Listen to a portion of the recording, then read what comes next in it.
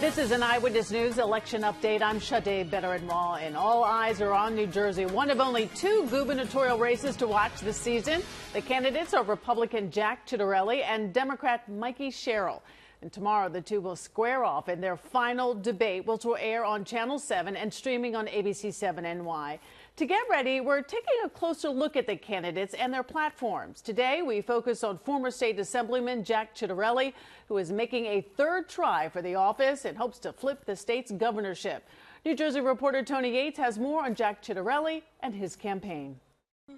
In 27 days, we're declaring victory. We're winning this race. Candidate Jack Chidarelli wowing supporters deep in Ocean County this afternoon, less than a month before Election Day, working to guarantee they also show up at the polls.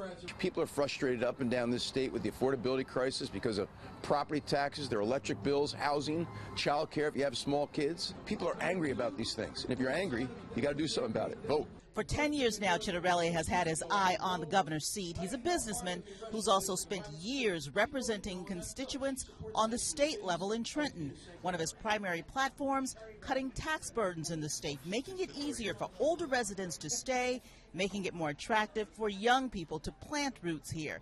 He outlined part of that plan last month in the first debate against his Democratic opponent, Mikey Sherrill. How about we make all retirement income tax free? How about we freeze property taxes once you hit age 70? How about we make the first 2 years of income, post-high school, post-college, tax-free so young people can get a start? He belted out just a few of his day one decrees should he win the seat. The immigration issue. On day one, executive order number 1 on day one, no town in our state will be a sanctuary city, and we will not be a sanctuary state. Pulling the state out of a green energy agreement that he says has led to higher energy costs for residents. There'll be no wind farms off our Jersey shore, I'm telling you right now.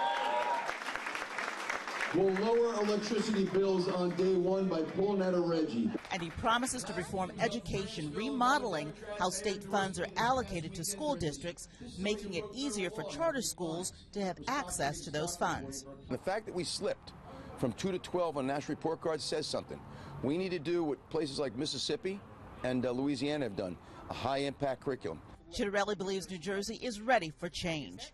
Sherrill biting back, accusing Chidarelli of being in lockstep with President Trump, a partnership she says New Jersey cannot afford. The big question, will the moves being made in Washington help sway voters here in New Jersey? She's not from New Jersey, so I got a really simple idea. How about we elect a Jersey guy? In Stafford Township, Tony Yates, Channel 7, Eyewitness News. And joining me now is Dr. Ashley Koning, director of the Eagleton Center for Public Interest Polling at Rutgers University. And Dr. Koning, thank you for joining us today. Thanks for having me. So, Doctor, what will you be watching for in this debate? Yeah, I mean, obviously the national political landscape is pervading this debate. And first and foremost, we're in the midst of a federal shutdown.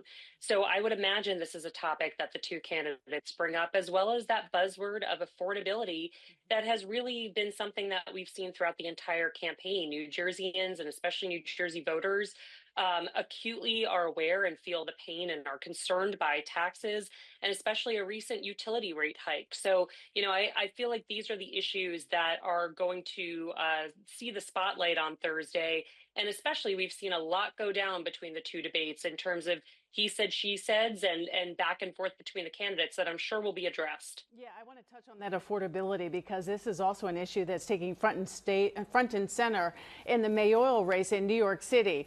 The two candidates have a different approach. We know that Chidarelli wants to bring down taxes. He wants to conflate some agencies. So what do they need to do to really sell their own agenda? Because Sherrill has a different approach. Yeah, both of these candidates really need to cater to that median voter, those voters who are in the middle, independents, nonpartisan, swing voters, whatever you want to call them.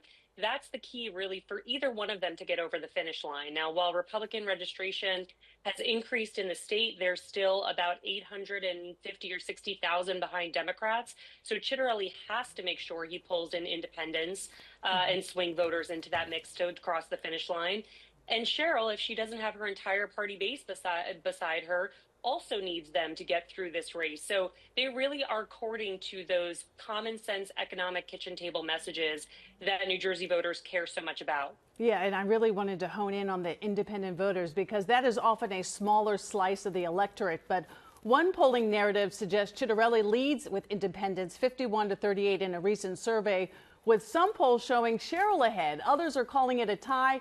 Do independents really have the power to decide this race? Can either candidate really afford to lose that block? Races are won at the margins. And so I would say that that voting block is absolutely key to what we see, as well as turnout. I mean, turnout really, that is the magical formula that we don't know anything about until Election Day is over.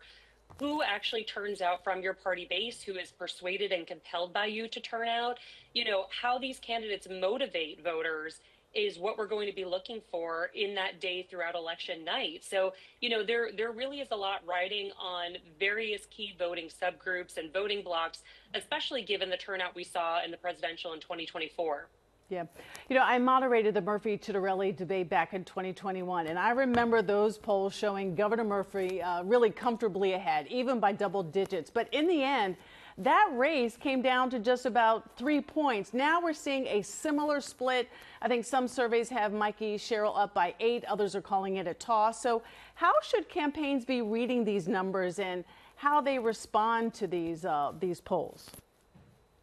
Yeah, we could do a little polling crash course 101 here. I mean, we have to pay attention to the fact that we don't know who likely voters are yet. Any pollster is taking their best educated guess, but we simply don't know who's going to turn out to vote. They can tell us that they are, but they don't. They can tell us that they won't, but they do. And so this makes it a very complicated picture.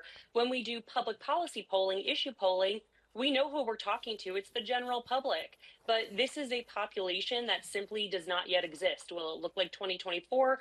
Will it look like 2021? We don't know. In combination with polls are being done in different manners now with different modes.